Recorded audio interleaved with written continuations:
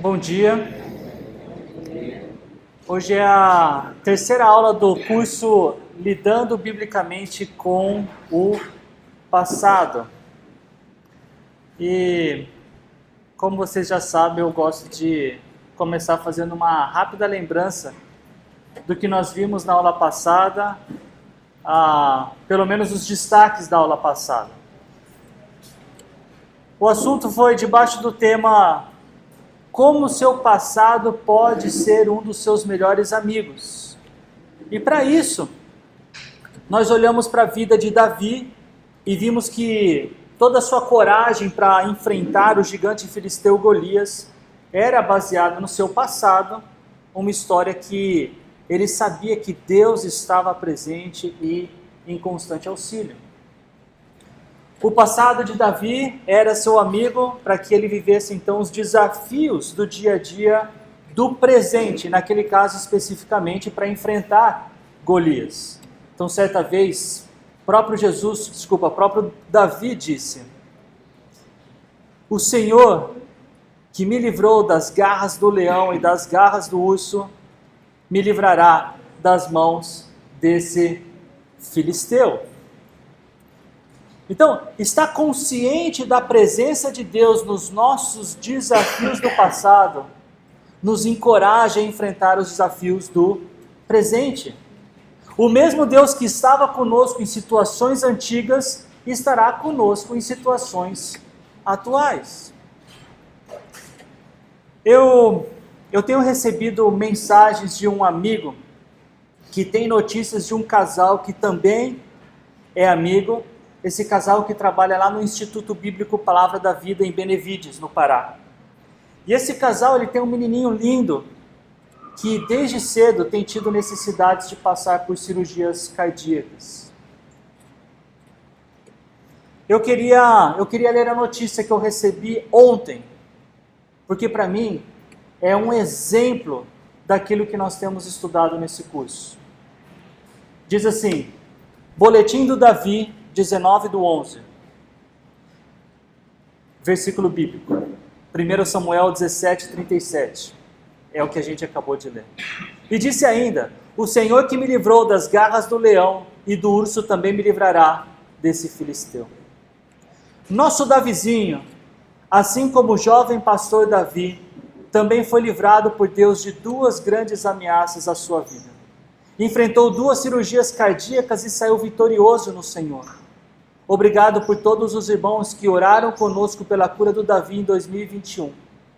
Já tínhamos passado por tanto tempo de bonança com Davi que havíamos nos esquecido de como é o campo de batalha hospitalar. Mas aqui estamos novamente. Os gigantes da vida desafiam nossa fé quando menos esperamos. Nesses momentos é preciso encontrar forças nele e crer que Deus tem todo o poder para vencer qualquer gigante, não importando o seu tamanho ou circunstâncias. Como é bom, porém, atente-se a isso, olhar para o passado e ver leões e ursos derrotados. Isso é encorajador. Dá muito ânimo perceber que o impossível para nós é perfeitamente possível para Deus. O que vocês acham disso? Isso daqui é uma cartinha, um boletim, recebi ontem, colocando exatamente em prática aquilo, ou expressando, manifestando exatamente o que a gente está estudando aqui. Talvez eu falo isso para vocês que talvez tenham tido dificuldades de entender aplicações, de ficar olhando para o passado e como o passado pode ser um bom amigo para o nosso presente e fazer com que, como a gente falou na primeira aula, não fique atolado no presente. Alguém quer comentar alguma coisa?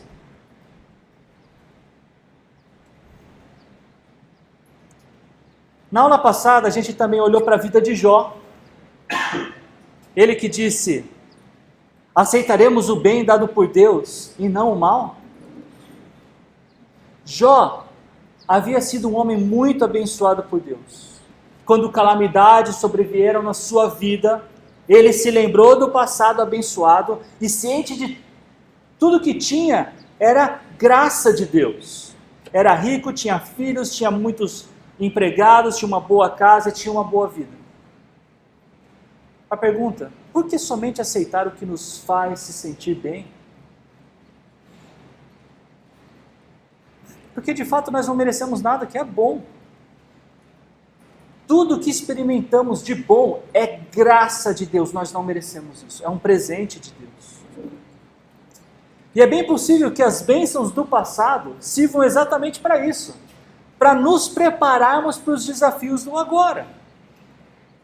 E até interessante pensar isso, e eu não comentei isso na aula passada, é que depois de tudo que Jó sofreu, perdeu a família, perdeu os bens, perdeu a casa, perdeu funcionários, viu que os amigos que tinham não o entendiam, a mulher que ele tinha fazia um papel quase que do diabo, tentando ele a abandonar o Deus que tinha, mas ele fala no final, no último capítulo de Jó, no versículo 5, ele diz, meus ouvidos já tinham ouvido a teu respeito, mas agora os meus olhos te viram.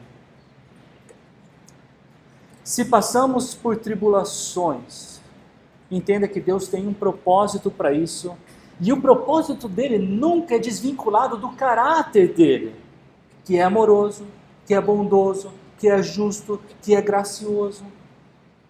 Deus, ele é amor e nada do que ele faz deixa de ter amor. Então, mesmo que a vida não esteja do jeito como nós gostaríamos, vale lembrar e balancear os nossos desafios de hoje com as bênçãos que Deus já nos deu em outros tempos. E por fim, ainda falando da aula passada, nós vimos aquele vídeo da parábola do servo impiedoso, de Mateus 18. E nele nós vimos que reconhecer o perdão que Jesus já nos deu é imprescindível para perdoarmos como Ele perdoa. Ou seja, entender o perdão de Deus nos capacita a olhar para o nosso passado com as lentes de Deus. Porque só assim nós seremos capazes de imitar a Deus como de fato nos é imperativo. E hoje, o que nós veremos?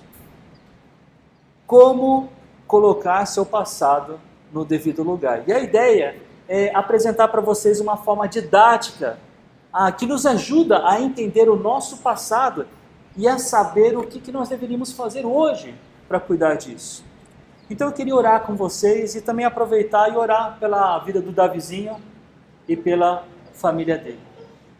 Senhor, muito obrigado pela oportunidade de estarmos juntos, de termos disponível a Tua Palavra, de entendermos, Pai, que ela é suficiente para lidar com todos os problemas necessários que temos neste mundo. E eu te agradeço, Pai, por ter feito isso. Te agradeço, Pai, porque nós temos a palavra na nossa língua. Eu te agradeço, Pai, porque nós temos o conforto de estarmos nesse lugar, a liberdade de estar nesse lugar para aprender do Senhor. Peço, Pai, pela vida do Davizinho, pela saúde dele, pelas cirurgias, pelos médicos, enfermeiros, pelo hospital. Te peço pela família dele, Pai, dando forças, energia, coragem, Pai, e fazendo desse momento, como tenho lido, um momento de honrar o Teu nome e glorificar aquilo tudo que o Senhor tem feito. Continue com eles, Pai. Isso é o mínimo que podemos fazer, é pedir ao Senhor, Pai, que olhe para essa situação e seja misericordioso. Eu oro assim, em nome de Jesus. Amém.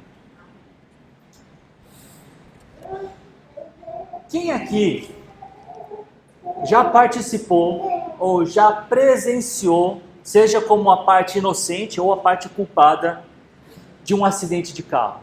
Levanta sua mão para mim, por favor. Ok. Eu, graças a Deus, eu nunca participei de um acidente grave de carro. Mas eu já presenciei alguns, inclusive de moto.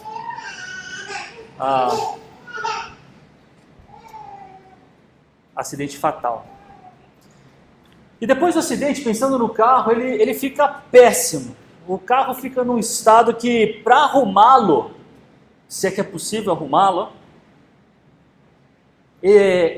a gente precisa de muitos diferentes profissionais para isso. Talvez um mecânico, a gente precisa do vendedor de peças, e alguém que conheça as peças que são necessárias para a reposição. A gente precisa de um eletricista, um autoeletricista. Nós precisamos de um funileiro. Então, quando a gente olha para um acidente de carro, um acidente, vamos supor que desse nível, a gente precisa de um corpo multifacetado. A gente precisa de muitos profissionais de diferentes áreas, multidisciplinar, como é bastante dito hoje. Adivinha o que é mais, além desse problema, um problema multidisciplinar ou multifacetado? É o nosso passado. E é por isso que ele precisa de uma solução. Se ele é um problema multifacetado, multidisciplinar, ele precisa de uma solução multidisciplinar. Ele precisa ser entendido, ele precisa ser bem classificado e precisa de uma abordagem correta. Se nós falharmos em esclarecer a natureza do problema, muito provavelmente, para não dizer com certeza, nós também falharemos em aplicar a solução adequada. E eu creio, mais uma vez dizendo isso, que a palavra de Deus, ela nos ajuda a lidar com isso. No entanto, é necessário atribuir as categorias bíblicas apropriadamente. Como? A primeira pergunta a ser respondida é: num tal evento do seu passado, você é a pessoa que sofreu com o erro, com o pecado de alguém? Ou você foi a causadora do sofrimento? Foi você quem pecou? Em outras palavras, naquilo que ocorreu, você foi a parte inocente ou a parte culpada? E essa é a primeira pergunta que nós precisamos responder. Eu fui vítima do pecado de alguém ou fui o agente do sofrimento? E a segunda pergunta que nós precisamos responder é: como você reagiu? Naquilo que aconteceu, como você reagiu? Então, por exemplo, pode ser que você não tenha sido culpado pelo acidente que aconteceu com o seu carro. Um outro carro bateu no seu carro. E a questão é, como você reagiu a isso? E a verdade é que nós podemos reagir bem mal a algum acontecido no passado. Sendo assim, nós temos 4 opções aqui. Nós podemos ser a parte inocente. Vamos pensar de novo no acidente do carro. Alguém bateu no meu carro. Eu posso ser a parte inocente e eu reagi bem àquilo. Reagi com piedade, com serenidade. Então eu reagi bem àquilo. Mas também pode ser que eu fui a parte inocente, mas eu reagi mal. Quis tirar satisfação, quis bater na pessoa, xinguei a pessoa. As opções aqui são infinitas. E pode ser que eu fui o culpado pelo acidente e reagi bem. Senhor, olha, eu tenho seguro, eu não tenho, mas eu vou pagar por isso, eu sinto muito pelo que eu fiz, pelo que eu causei para você, eu vou cuidar disso. Me perdoe pelo que aconteceu. Agora pode ser também que eu sou o culpado e eu somo o problema ao problema que eu já ocasionei. Então a gente vai dar hoje uma olhada praticamente nisso, nessas 4 opções. Eu quero começar pelo passado inocente, com uma reação boa. E nessa categoria, você sofreu com o pecado de alguém ou sofreu por causa das aflições desse mundo. Em outras palavras, aquilo que aconteceu com você não foi diretamente a sua culpa. E apesar do sofrimento, você reage de maneira que agrada a Deus, sem adicionar mais conflito a esse problema.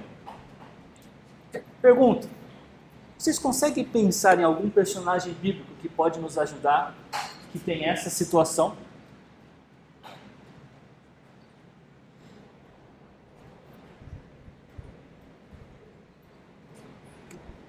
Eu queria ouvir. José. Muito bom, é de José mesmo que a gente vai falar o que eu vou falar. Então vamos ver o caso de José.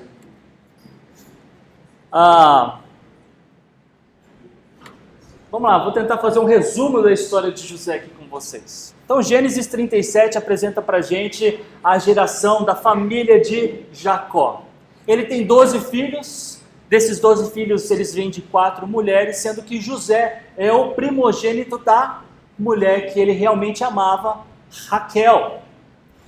Acontece que Raquel morre quando ela concebe a Benjamim. E está ali naquela família desses 12 irmãos, eles são pastores, mas por uma razão que a Bíblia nos apresenta, Jacó tem José como preferido e deixa isso bem claro. Inclusive dá uma roupa especial para ele, e provavelmente uma roupa até que demonstra que ele ficava mais em casa do que propriamente ia trabalhar junto com os irmãos. Acontece que José, ele tem um sonho, e nesse sonho parece ser uma previsão de que um dia ele seria instrumento de Deus para que aquela família seria suprida das necessidades que teriam, que teria a família. E ainda no capítulo 37, José, pai dele, fala: filho, vai lá ver como estão as coisas com seus irmãos. Toda aquela situação causou muito ciúme, muita inveja para os irmãos de José. E numa situação onde ele vai supervisionar os irmãos com essa ira dele fazem o quê? Pegam José, colocam ele num poço, num buraco e começam a decidir o que fazer com ele. Tinha até uma opção de que matasse ele. Mas alguém lá um pouco mais são fala: não, olha, não vamos fazer isso. Estava passando ali uma caravana de ismaelitas, vendedores que iam para o Egito, fala: vamos vender ele. E é isso que fazem, vendem ele, pegam as roupas de José, matam o animal, mistura com o sangue desse animal, e quando vai apresentar para Jacó, o pai deles fica inconsolável. E é uma mentira dos irmãos para falar: olha, José morreu. No Egito, enquanto ele está lá, não tem culpa nenhuma de tudo isso que aconteceu, e se a gente pensar nesse favoritismo do pai, o pai talvez fosse o culpado. Alguns poderiam pensar que José também foi uma pessoa muito imatura. Vale lembrar que ele tinha 17 anos de idade e a Bíblia não apresenta isso como um pecado. Talvez ele não tenha sido sábio, mas o que dizer de 17 anos, né, João Marcos? Já passou 17. Já não tem esse problema, né?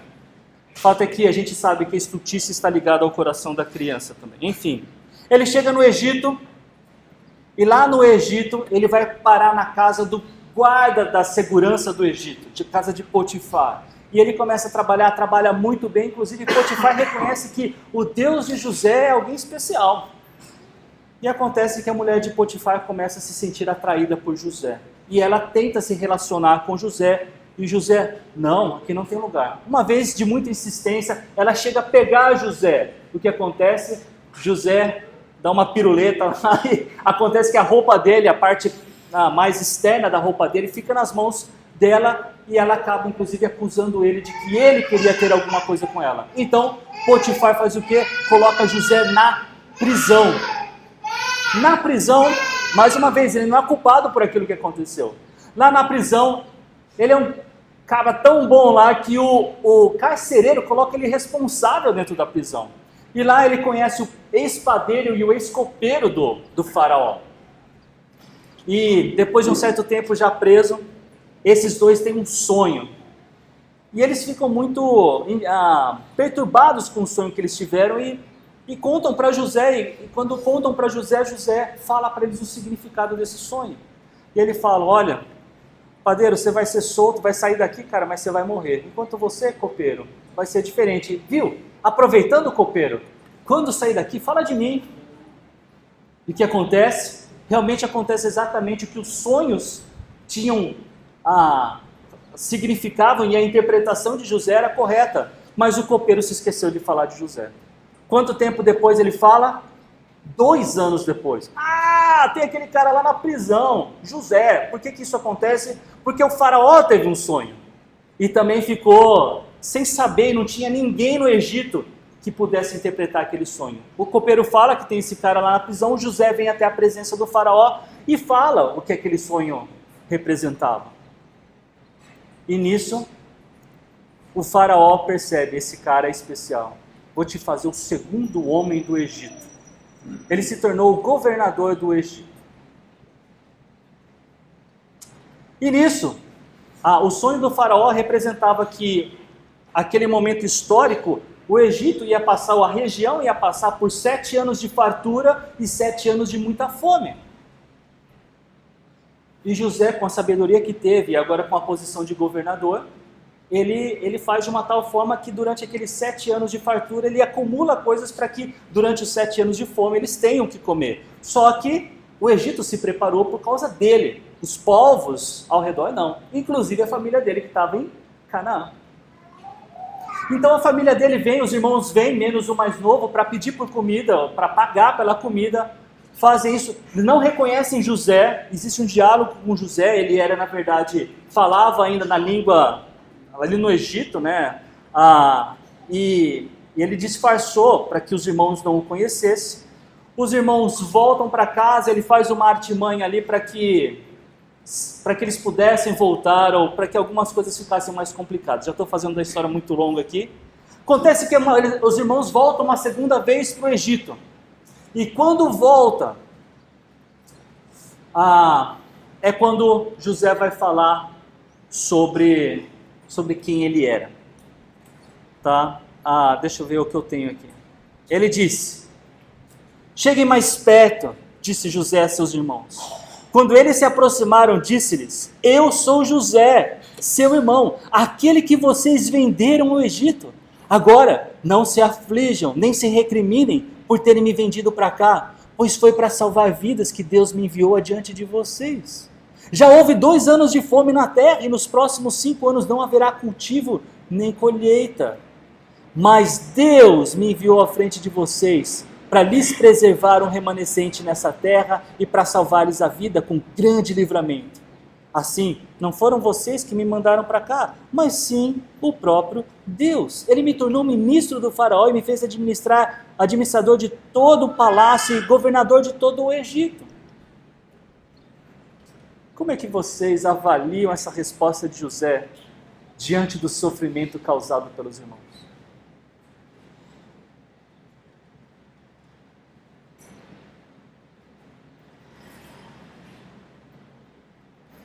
A história ela não nos mostra isso, mas José, na posição que ele tinha no Egito, ele poderia, por exemplo, aquela mulher safada que comentou alguma coisa comigo, agora ela vai ver o que é bom para tosse. Ele tinha esse poder. Ele também poderia ter, com tudo o que aconteceu, fazendo uma vida certinha e as coisas tudo acontecendo errado com ele. Pô, que Deus é esse que eu acredito? Eu acho que ele não é bom, ou talvez ele nem exista. Mas a Bíblia não fala nem da vingança com a mulher de Potifar e nem essa ideia de que Deus... Pelo contrário. Ao invés disso, José recusou que as suas experiências passadas definissem as suas respostas presentes. De novo, José recusou que suas experiências passadas definissem as suas respostas presentes. A resposta de José trouxe honra a Deus. E que seguramente estava até por detrás dessa força que ele teve para responder com tanta piedade. E é possível, eu não sei, eu não conheço a história plena de todos vocês, mas que talvez vocês tenham uma história assim. Fizeram com que você sofresse, mas pela graça de Deus você reagiu bem ao sofrimento, a todo o pecado causado contra você. Isso agradou a Deus, isso deu honras a Deus. Então essa é a primeira categoria.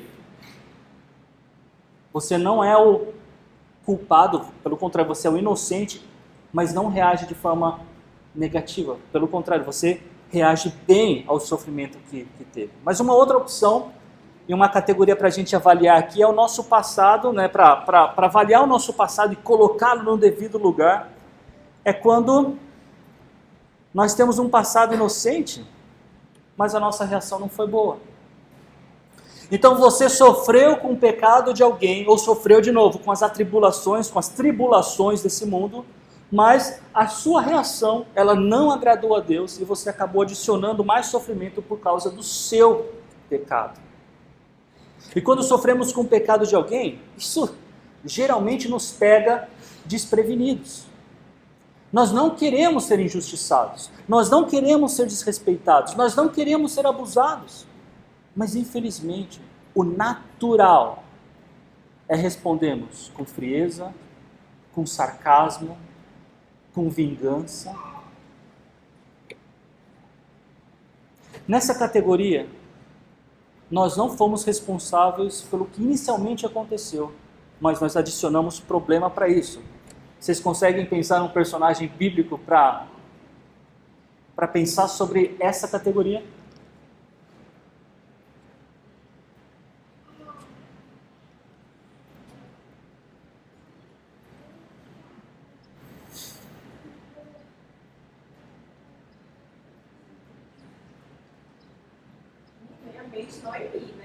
Bingo! Eu estava pensando aqui, nossa, a gente acabou de estudar Ruth, não devo ter pregado bem Ruth, não.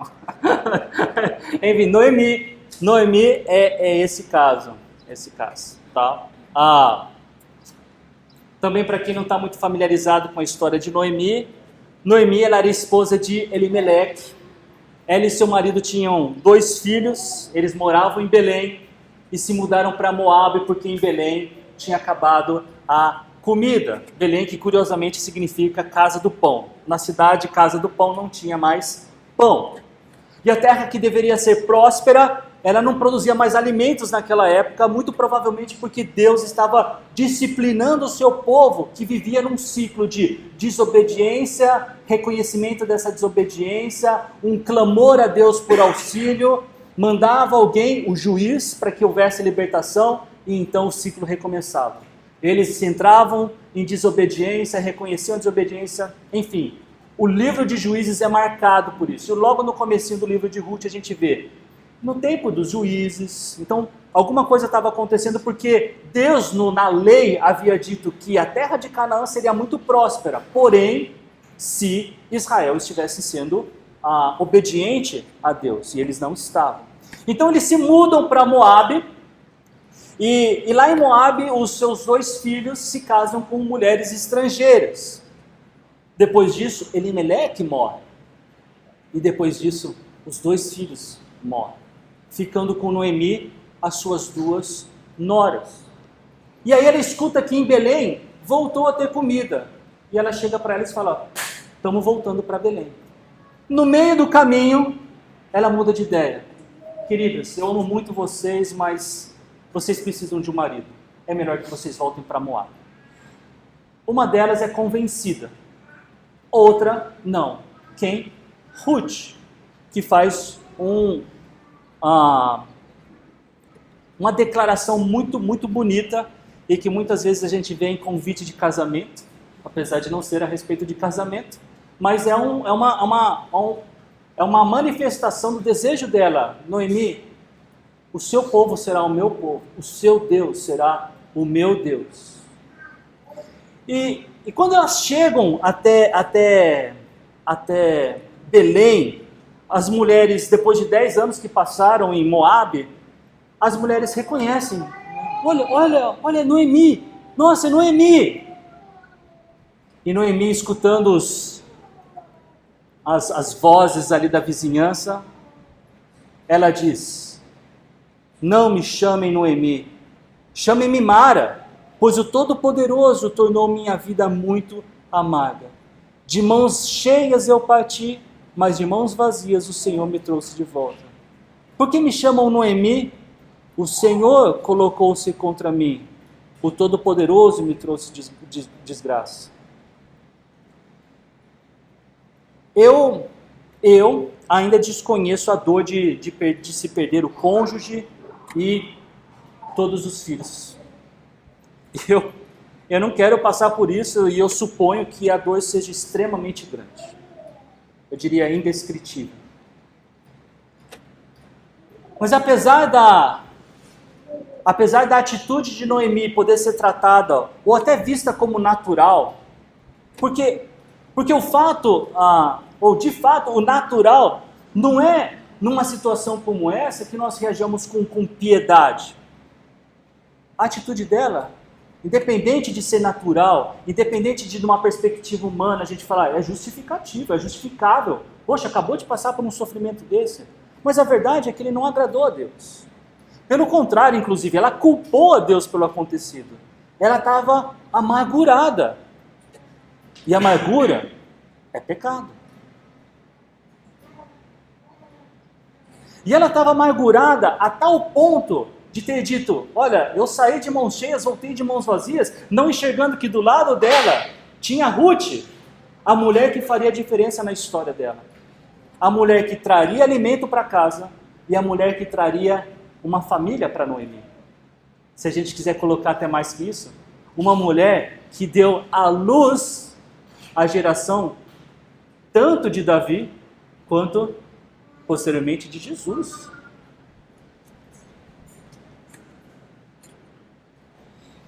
De novo, talvez você tenha histórias assim, um passado inocente, mas uma reação inadequada, uma reação ingrata, uma reação de amargura, uma reação pecaminosa.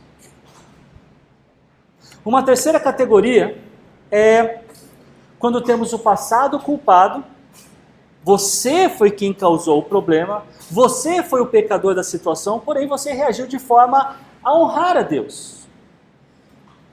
De novo, a pergunta é, que personagem bíblico pode nos ajudar a... Quem? Fala, Alicia, quem você acha? Raabe, poderia ser, não é esse que eu tenho aqui, poderia ser. Oi? Paulo também poderia ser. É um dos apóstolos. Paulo é um dos apóstolos, não dos 12, vamos colocar dos 12. Você falou só para falar, né? Tipo, que situação de Pedro, tá vendo? Não, tudo bem, mas é Pedro mesmo, é isso aí. O caso de Pedro. Então, quando a gente tem esse passado culpado, mas a gente reage de forma a trazer honra a Deus. Então, lembrando dessa história em específico, na última ceia de Jesus, apesar de Pedro ter negado que faria isso, Jesus disse, olha meu amigo, você vai me negar 3 vezes antes que o galo cante. E Lucas, ele relata o acontecido da seguinte forma, isso está lá no capítulo 22, versículos 61 e 62, diz assim, o Senhor voltou-se e olhou diretamente para Pedro. Isso já lá, depois que Jesus tinha sido pego, né, pelos judeus. Então Pedro se lembrou da palavra que o Senhor lhe tinha dito. Antes que o galo cante hoje, você me negará 3 vezes. Saindo dali, chorou amargamente. Então quando Jesus tinha sido capturado pelos judeus, Pedro se lembrou do que ele disse, de que negaria Jesus 3 vezes antes do galo cantar, e possivelmente ele se lembrou do que ele mesmo havia dito, de que não negaria Jesus. E lembrando só para, não sei se isso amolece a questão de Pedro, mas o fato é que Jesus disse que todos fariam alguma coisa assim, negando a ele. Mas como sabemos pelas escrituras e pela história, Pedro, ele não ficou atolado no erro que ele cometeu. Ele teve um ministério significativo. Ele foi um dos principais líderes da igreja primitiva. E apesar de ter pecado, ele se arrependeu. E o seu erro não lhe impediu de servir ao Senhor. Aqui vale uma observação, uma situação que eu escuto muito, tanto entre crentes quanto entre não crentes. É a situação de que nós temos que nos perdoar. Vocês já escutaram isso? Olha, eu tenho uma dificuldade de me perdoar. Ou alguém chega e fala, olha, você precisa se perdoar, deixar que isso passe. Vocês já escutaram isso? Eu não sei se é porque eu já estudei sobre isso, mas eu já ouvi isso diversas vezes. E a pergunta é, será mesmo que a gente deve se perdoar? Porque, na verdade, em nenhum lugar da Bíblia existe qualquer orientação de que nós devamos nos perdoar. Pensando numa pessoa cristã, eu diria que muitas vezes a questão é que ela não entendeu ou ela não entregou a Deus a culpa daquilo que ela fez. Um perdão que é profundo e extenso para que você um dia, quando estiver diante de Deus, se creu em Cristo, ser apresentado como santo, como alguém separado, porque tudo aquilo que você fez de errado foi pago pelo sangue de Cristo. Eu não consigo me livrar disso. E aí chega alguém, você precisa se perdoar, meu amigo, você precisa se perdoar, minha amiga. Não é só essa questão, tá? Eu estou sendo um pouco mais simplista aqui, mas eu diria que uma das principais questões do cristão, é que ele ainda não compreendeu o tamanho, meus braços não dariam conta aqui, do tamanho do perdão de Deus.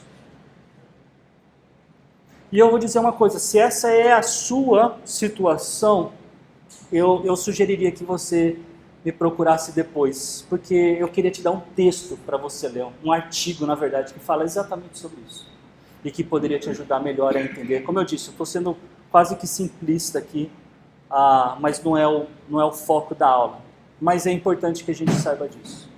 A Bíblia não nos ensina a nos perdoar, ela nos ensina a entregar os nossos erros, os nossos pecados, para que Deus nos perdoe. E a palavra diz que quando a gente pede perdão para Ele, Ele perdoa. Não tem razão para a gente duvidar disso. E às vezes, no que eu digo isso, às vezes eu fico pensando assim, talvez o Zambelli esteja exagerando um pouquinho. E eu vou dizer para vocês porque eu não acho que eu estou exagerando.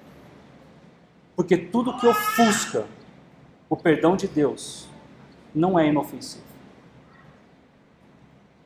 E se conhecemos a verdade, nós não podemos ser perpetuadores desse mito de que nós devemos nos perdoar. E se nós podemos nos perdoar, se isso fosse possível, o que a gente precisaria de isso? Essa é mais uma boa colocação.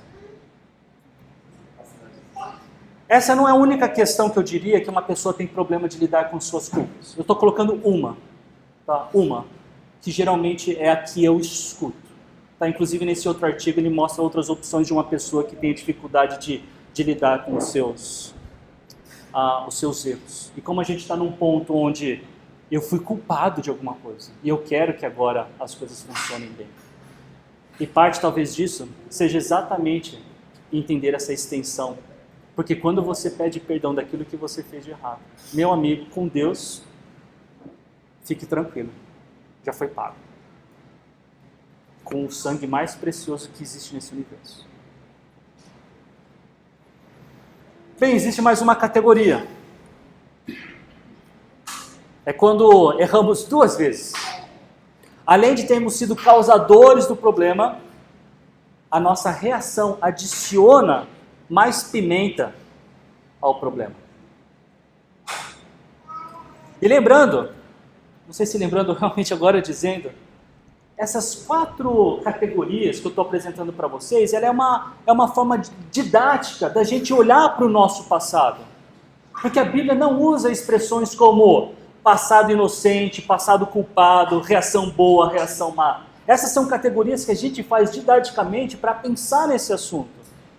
Essas categorias, eu diria, elas nos ajudam a esclarecer as coisas para a gente lidar hoje com o nosso problema com o passado.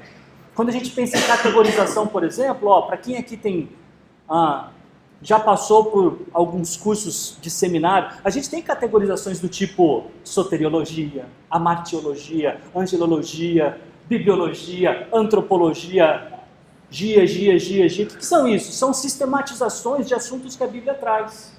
E o que eu estou mostrando para vocês aqui é que quando a gente está falando do passado, essa é uma possibilidade da gente categorizar Então, de novo, de forma didática, para a gente melhor entender e lidar com ele hoje.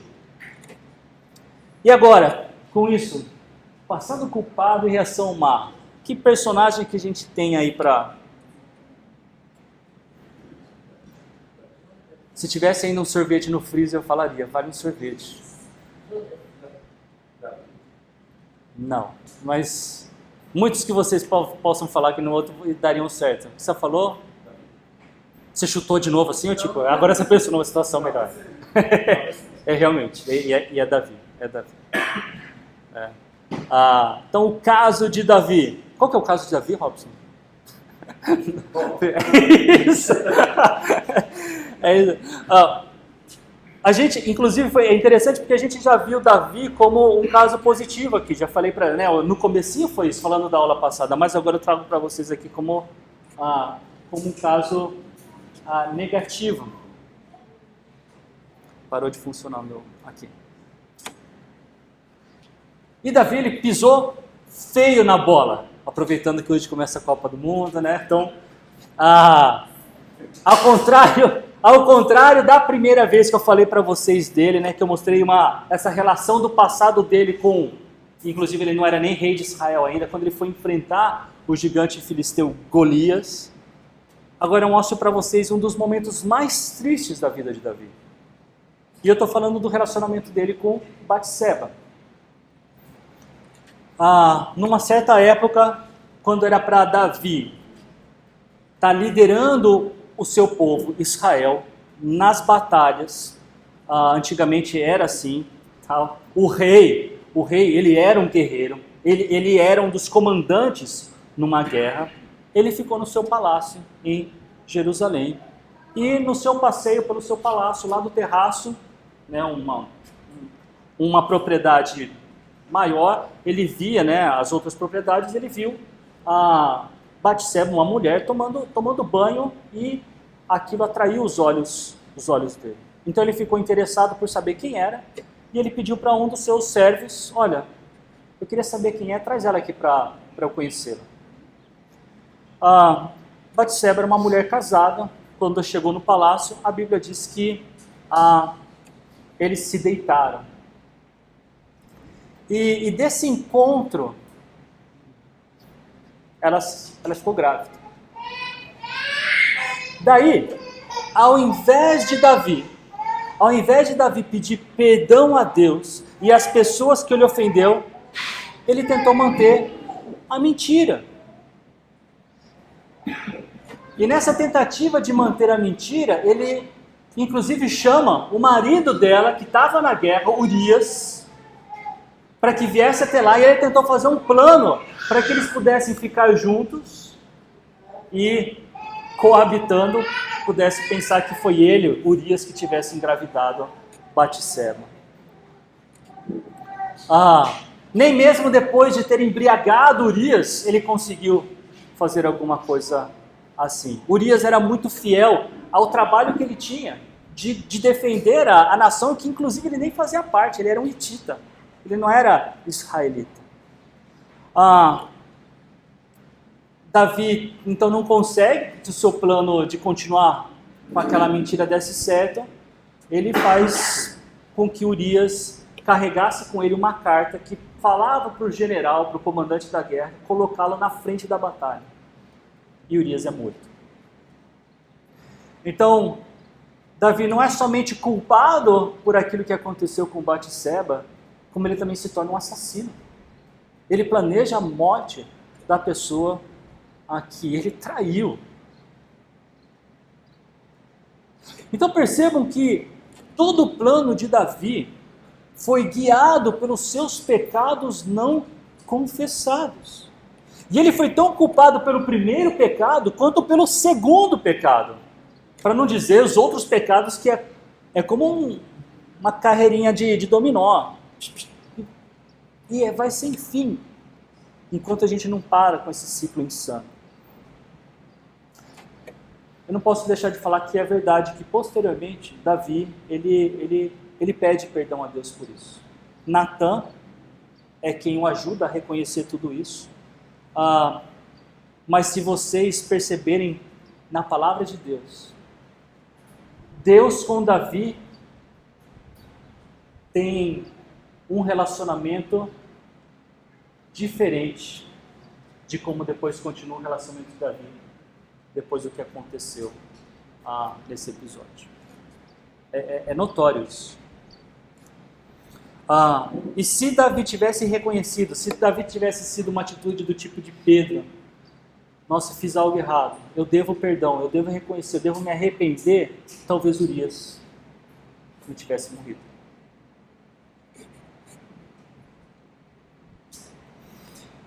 Então, como eu disse a vocês, essa é uma forma de a gente organizar o nosso passado para poder avaliá-lo e então lidar adequadamente com aquilo que ainda precisamos fazer. No meu relógio aqui são 10h21 e com os minutos finais que faltam, eu tenho uma atividade para vocês. Eu não abri para vocês falarem muito, mas eu gostaria que vocês pudessem, ou em duplas, ou em grupos menores, 3 talvez no máximo, era que vocês pudessem conversar baseado nessas 3 perguntas que eu tenho. Você tem eventos do seu passado culpado que ainda não foram completamente tratados? 2. Quais razões você tem dado para não lidar com esses eventos de uma maneira que honraria Deus e encerraria o assunto? E por fim, como esses assuntos não tratados lhe afetam?